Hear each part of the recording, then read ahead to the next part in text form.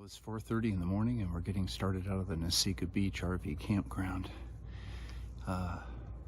Slept really hard and we got a big day today, 24 miles with some terrain. So early start isn't bad. We can take our time now. Last night it was about 60 in the tent, light breeze, dry rainfly. Wet bottom of the tent because I was on grass, but dried it off and packed it up. We actually get some trail.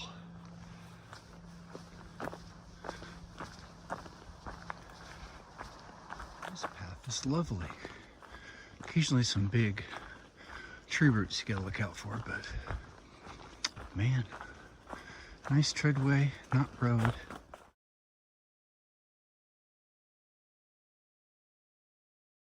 So this is a monument put up to 10 people who were caught in an Indian uprising as they came in to settle the area in 1899. And you know, no matter what you believe about that, they were real people. They were real people who were talked into coming here, saw it as an opportunity, and then got in a bad situation.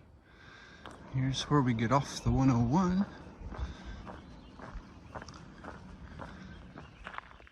The little side road turned into dirt, and my headlamp ran out of juice just as it's getting light enough to see. That was lucky.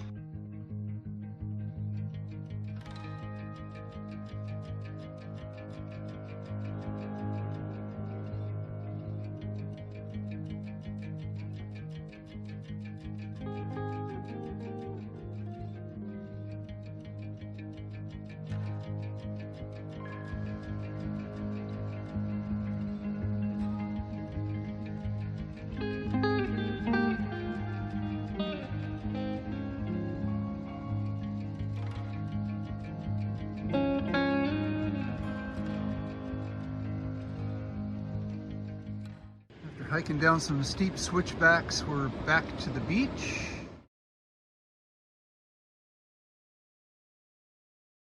After a pleasant walk on short sections of trail and lots of back road this morning, we're on nice firm beach. We'll hope it holds for the next 2.5 miles, about 3 miles total on the beach, and then into the town of Gold Beach.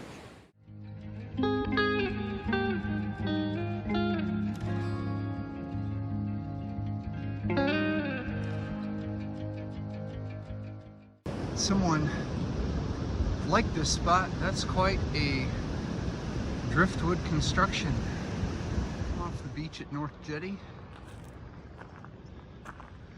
We're going to take that bridge across the river and into Gold Beach.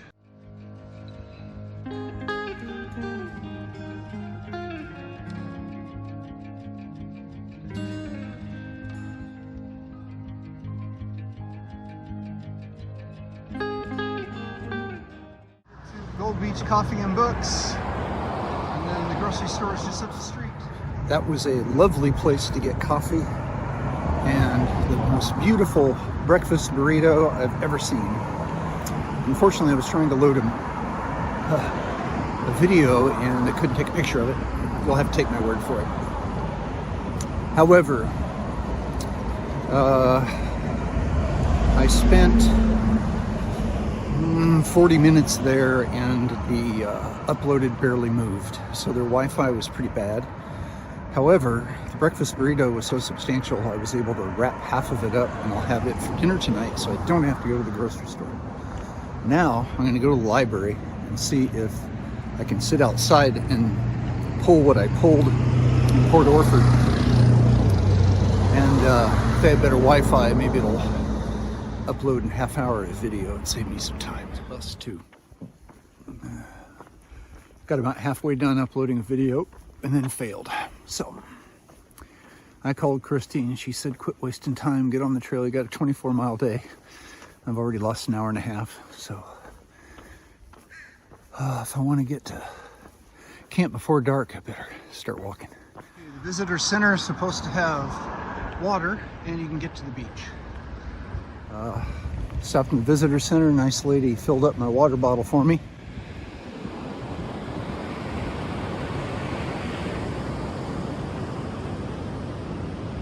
Got us a little wade to do. See if that crossing was Hunter Creek. I think it is. It just winds down this way before it spills out, and it moves every year, so it's not where it is on the map. That would be my hope, rather than have another big crossing, but we'll see.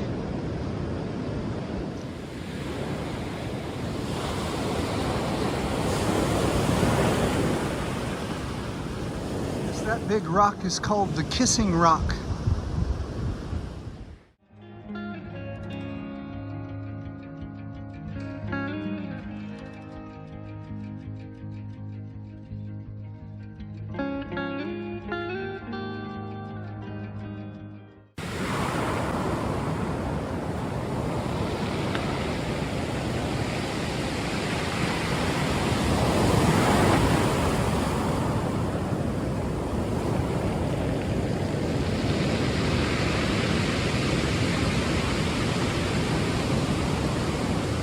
Cape Sebastian ahead, and just before we get to it, we gotta climb up the headlands. I see a trail going up the side of the mountain right there. I think that's where we go.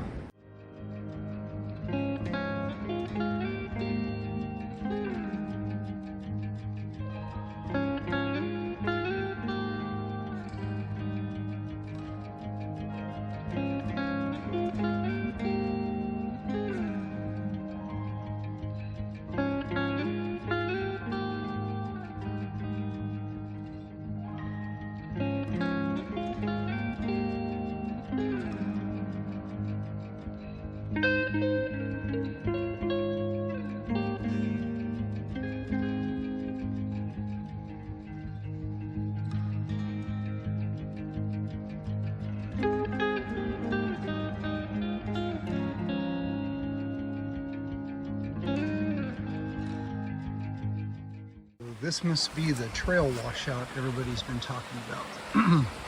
But it looks like there's an easy walk around. Lined up quite a ways. The beach can be barely seen through the trees down the headland. It looks like we've got some more climbing to do.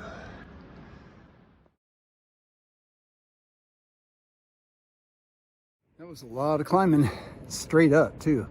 We're at 753 feet, and I think we've reached the top. Now we kind of bump up and down along the top and then drop off the end of the cape. Whew! That's the most climbing we've done in a while. It was good. It makes you feel alive. So far, I like the down part a lot better. And you can get glimpses all the way down the coast. Back to Gold Beach.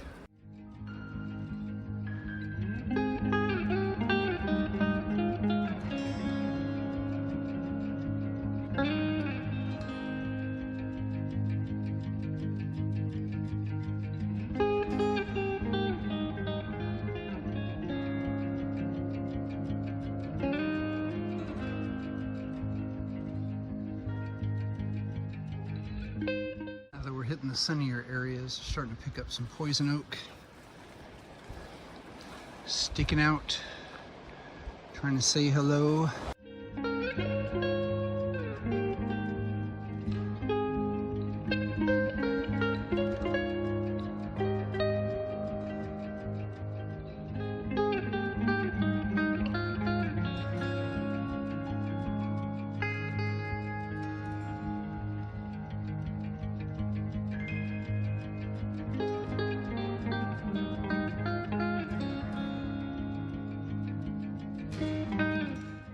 Had me cringing and getting skinny and spooking out because it's just covered in poison oak. Hope I don't get any. Okay, finally we got a descent down to the beach and out of this stuff, as long as I can not touch it while I'm descending this rope.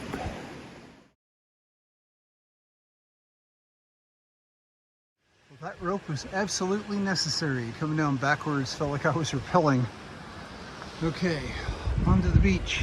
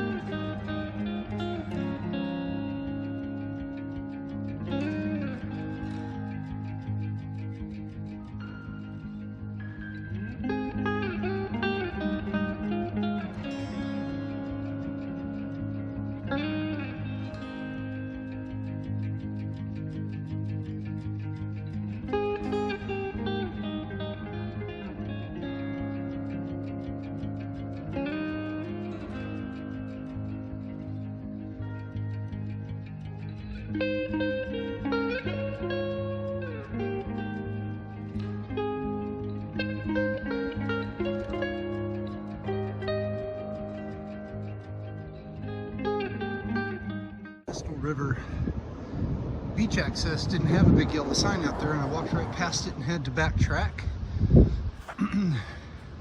Neat rock formations. Now we're up on the 101 for a while. At least this section of the 101 has views and a very wide shoulder.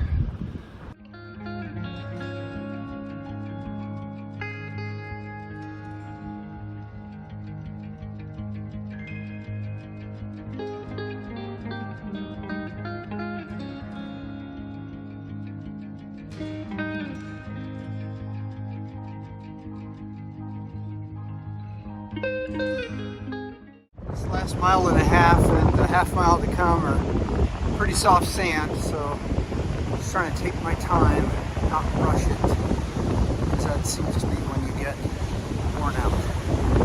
Okay, so half a mile till we turn up and off the beach.